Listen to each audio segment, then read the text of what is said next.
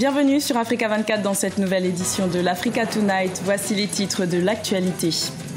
L'opposition togolaise décide de faire front commun contre le pouvoir en place. Une nouvelle coalition a été créée le 8 juin en vue d'obtenir des réformes.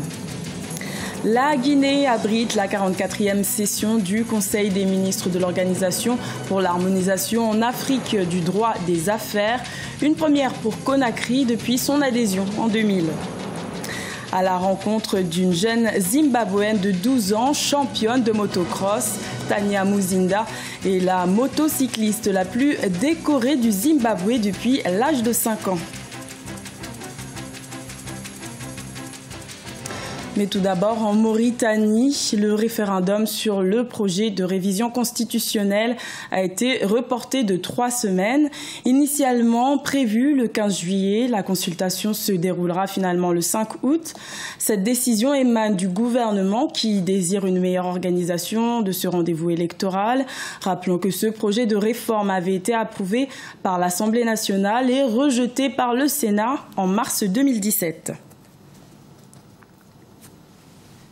Au Togo, 11 partis d'opposition ont décidé de s'unir le 8 juin pour mener une lutte politique commune contre le pouvoir en place. Cette nouvelle coalition se définit comme un cadre de concertation et de coordination pouvant conduire à des réformes. Plus de détails dans ce reportage de notre correspondante Emefa Kofi. Après de longues périodes de lutte en rang dispersé, l'opposition togolaise décide de s'unir. S'unir sur des questions qui font l'unanimité, notamment les réformes et la décentralisation. Il s'agit surtout pour ces 11 partis politiques regroupés au sein du CAP 2015 et du groupe des 6 partis politiques de préparer le terrain pour les échéances électorales à venir. La volonté de travailler ensemble est basée sur quoi aujourd'hui? C'est simplement pour travailler sur des thématiques qui nous unissent, qui forment le fondement de l'action politique que nous sommes en train de mener aujourd'hui. Il n'y a pas de thème diviseur, il n'y a pas de thème électoral. Ce sont des démarches qui nous mènent à obtenir des conditions équitables d'élection. À l'issue de cette rencontre, l'opposition demande entre autres l'ouverture d'un dialogue avec le gouvernement et la publication d'un chronogramme précis conduisant à l'organisation des élections locales. Il est indispensable que la population, après les reproches qu'elle peut faire à la classe politique qui n'a pas su profiter de sa disponibilité, donc après ces reproches, il est nécessaire que la population se ressaisisse et se dise « c'est mon avenir qui est en jeu ». Nous sommes déterminés à atteindre les objectifs et nous considérons que la mobilisation du peuple qui découlera du fait que nous lui avons montré que nous avons résolu le problème de la division de l'opposition, eh bien, cette mobilisation est notre meilleure garantie. L'opposition togolaise entend donc mener ensemble la lutte politique avec la population pour parvenir aux réformes, à une décentralisation consensuelle et aux élections locales dans le respect des normes prescrites par l'accord politique global. Également dans l'actualité, le président du conseil d'administration de Camrail, le Camerounais Amadou Sali et son directeur général, le Français Didier Vendambon, ont été limogés ce vendredi 9 juin lors de la session extraordinaire du conseil d'administration de l'entreprise qui s'est tenue à Douala. Ils devraient être mis à la disposition de la justice au sujet du drame ferroviaire des ECA qui a fait plus de 79 victimes et des centaines de blessés en octobre 2016. Rappelons que la responsabilité à titre principal de Camrail avait été mise en évidence par l'enquête officielle. Le Conseil des ministres de l'Organisation pour l'harmonisation en Afrique du droit des affaires se tient pour la première fois en Guinée. Cette 44e session devrait permettre aux 17 pays membres de se pencher sur le système comptable de l'organisation. Reportage de notre correspondant Emmanuel Milimono.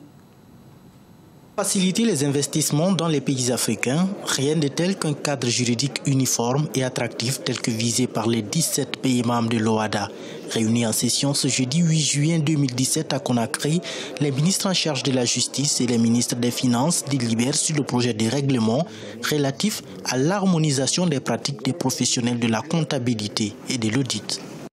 L'Afrique peut légitimement être fière de son modèle d'intégration juridique, dont l'originalité et l'attractivité sont désormais établies, l'OHADA est également et incontestablement un moteur de développement de l'Afrique.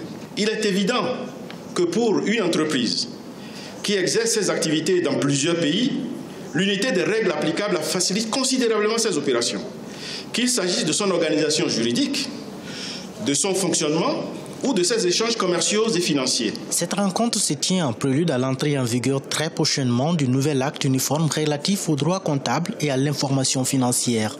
Ces démarches visent entre autres à faciliter la création des entreprises, optimiser le financement des activités économiques, assurer la pérennité des entreprises, sécuriser le règlement des conflits d'affaires à travers le recours à l'arbitrage. Avec la poussée de cette harmonisation dans les différents aspects juridiques et réglementaires, il va sans dire que les revenus des pays membres vont se renforcer et aussi les règlements seront harmonisés, et ce qui va créer moins de problèmes et ça va lever surtout beaucoup d'entraves en matière de commerce. Le droit de l'OHADA est utilisé pour créer un vaste marché intégré afin de faire de l'Afrique un pôle de développement. L'organisation a pour mission l'adoption des règles juridiques adaptées à l'environnement économique international et de ses États membres. Elle est composée de 17 pays membres, essentiellement d'Afrique de l'Ouest, d'Afrique centrale et des Comores. Elle a 12 ans et elle est originaire du Zimbabwe. Tanya Muzinda est une jeune championne de motocross au palmarès bien fourni.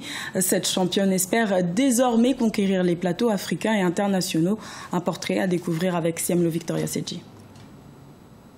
À 12 ans, Tanya Muzinda est la motocycliste la plus décorée du Zimbabwe. C'est depuis l'âge de 5 ans qu'elle a commencé à pratiquer le motocross, un sport de moto hors route sur des sentiers rugueux. C'est sur les pistes du complexe Donnybrook Motorsport de Harare, la capitale, qu'elle a commencé à apprendre à faire du kart, ce qui a forgé son talent et fait d'elle une championne nationale.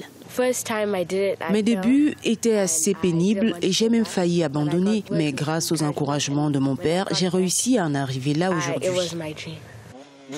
Tanya Muzinda détient le titre du premier champion féminin de motocross au Zimbabwe.